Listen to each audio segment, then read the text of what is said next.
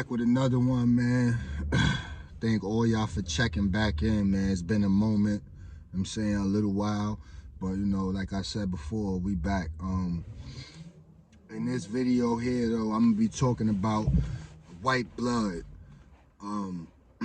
He's really Spanish, but being that his name was, he went by the name Blanco, everybody thought he was white because his skin complexion was pale, you know, so, and he had a lot of tattoos.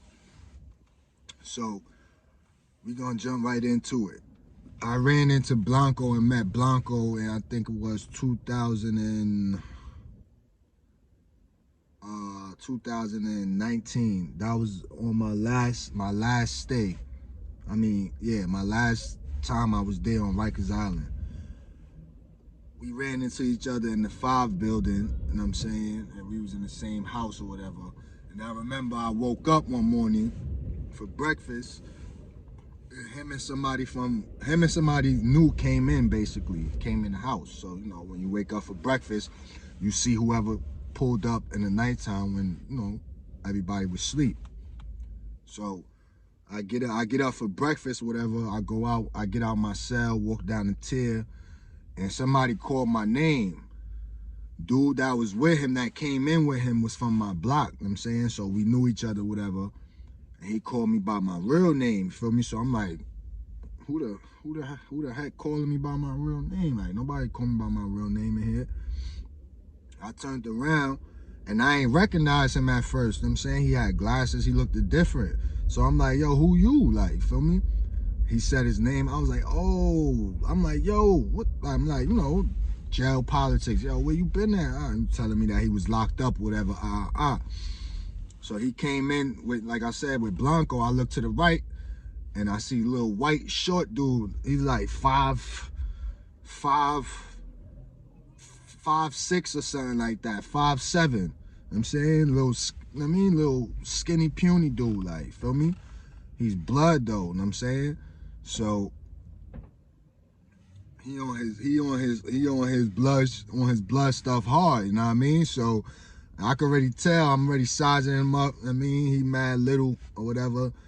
So we end up getting cool, whatever, you know what I'm saying, through drugs, you know what I mean, smoking and shit, smoking you know, sticks of bud and all that, and tobacco, cigarettes and all that, you know what I mean?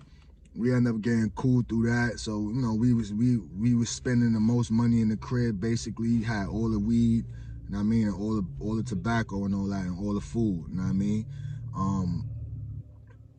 So yeah, we end up getting cool and stuff, like, you know what I'm saying? And we was chilling and shit in there, you know, gelling, basically. And I smile because, you know, I get flashbacks and all that and memories, you know what I'm saying? But like I say in all my videos, none of these videos is to glorify jail or gangbanging or anything like that, you know what I mean? So I hope y'all learn that from this, you know what I'm saying? I just tell these stories to share my experience and what I've been through in my life, you know what I'm saying, growing up, you know what I mean? And what I've learned from it and how I have grown as a, you know, a grown man now, you know what I'm saying? And changed, switched it up. So anyway, he was sex, money, murder, you know what I'm saying? And you know, he was known on the island. He was known for shooting shit, you know what I mean? Stabbing niggas up and all that. Not cutting, stabbing. He used to always walk around with two shanks, you know what I'm saying? They used to call him 2 Gun Blanco, you know what I mean? Or Blanco 2 Guns, because he always carried 2 shanks, not razors. Stuff that'll actually go through you and poke you, you know what I'm saying? It was just crazy, you know, because like I said, when you in them situations, it's never fun. It's never fun, you know what I'm saying? It's always sad moments, it's always depressing and suicidal, and you always have crazy thoughts when you're in them situations away from your family, your kids, whoever, you know what I'm saying? Your loved ones. But at the same time, you cannot be in there showing signs of weakness that you all sad and depressed, because some people would try to use that as leverage to take advantage of you. You know what I'm saying? And get over on you and stuff like that. You know what I mean? So while I was there, anytime I ever was locked up, incarcerated, away from my family, I always try to make the best of it. Like, I'm already in a situation, I can't do nothing about it. You know what I'm saying? I know that. You know what I'm saying? It's reality. So I had to make the best, the worst situation into the best situation possibly that I can. You know what I'm saying? And that's what I did. That's what we did, me and Blanco. That's why we was buying so much weed. You know what I'm saying? We had all the food, all the commissary, all the weed. You know what I mean? We had mad phone time, mad phone calls. You know what I'm saying? And, you know, like I said, we got close. We got mad cool. We still talk to this day right now. You know what I'm saying? He's still up north. He had 8 years. You know what I mean? He got 8 years. So he's still up top. He finally come home next year. You know what I'm saying? So that's a blessing. He come home next summer. You know what I mean? So he's just on the countdown right now. But he was one of the most gangsterous, white-looking bloods that I knew. You know what I'm saying?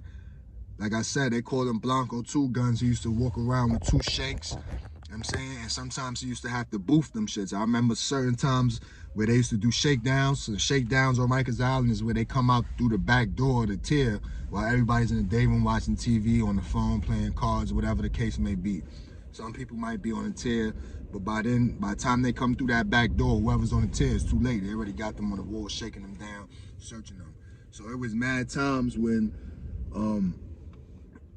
they ran down in the crib, you know what I'm saying, and they shook us down, whatever, and, you know, he was on the tier type shit. They came in through the front door, and he was on the tier with his two guns, you know what I'm saying, his 2 shanks in the back. He had the cell in the back, you know what I'm saying, so, I mean, and he ended up having to boof them shits, I mean, real quick.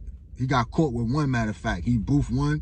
For those that don't know what boofing is, he tossed that up his rectum area. You know what I'm saying? That's just how it is. Prison, that's prison life. Like, that's why I be telling y'all don't want to go there, because these are the things you have to do. Hold weapons in your anal area, sometimes all the way in your anal area. You know what I'm saying? Sometimes in the crack. You know what I'm saying? That's just how prison is. That's how jail and prison is. You know what I'm saying? Especially when you gang banging. You know what I mean? That's why I keep telling y'all, gang banging ain't for none of y'all, for a lot of y'all. Some people gonna be hard-headed and do it anyway and learn the hard way, you know what I'm saying? But that's on them.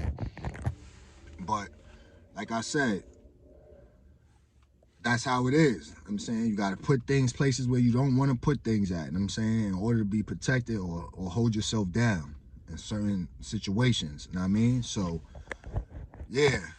Blanco, man, my son be home next year. Like, you know what I'm saying, he was one of the toughest niggas, white blood looking niggas that I ever ran into in my life on Rikers Island, or period in life. You know what I'm saying?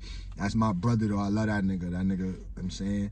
He be home next year, and you know what I'm saying, we got some plans to do some good things. You know what I'm saying? So yeah, that's that. That's the end of that story. But like I said, man, none of these stories to glorify.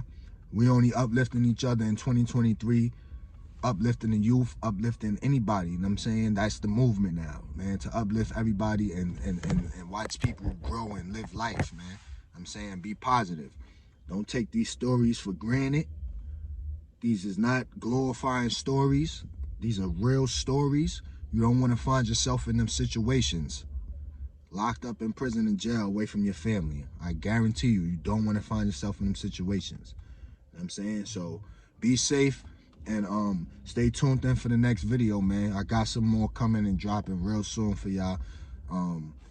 Subscribe, hit that bell notification, hit the like button, drop some comments, man. Interact, you know what I'm saying, ask me questions, whatever y'all got any suggestions y'all want to hear about, let me know. You know what I'm saying, I get back to y'all. Until then, be safe, man.